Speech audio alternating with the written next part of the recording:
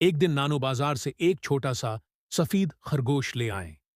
वो इतना नर्म और प्यारा था कि सबने उसे गुल्लो नाम दे दिया।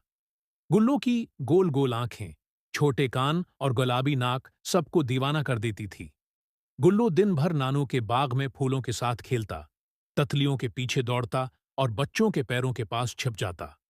जब भी नानू सीढ़ियों पर बैठते, गुल्लो उनकी गोद में आकर सो जाता। एक दिन गुल्लो चुपके से घर से बाहर निकल गया। सब बच्चे परेशान हो गए। वो गली में दौड़ते फिरे, गुल्लो गुल्लो आवाजें देते रहे। इतने में गुल्लो भागता हुआ वापस आया। मुन्ना में नानू का रुमाल था और वो थोड़ा सा गिर भी गया था। नानू ने फौरन उसे उठाया, प्यार किया और कहा, गुल्लो सिर्फ एक खरगोश नहीं, ये हमारे घर की खुशी है। सब जानवर छोटे होते हैं, मगर उनकी मोहब्बत बहुत बड़ी होती है। उनका ख्याल रखना भी हमारी जिम्मेदारी है।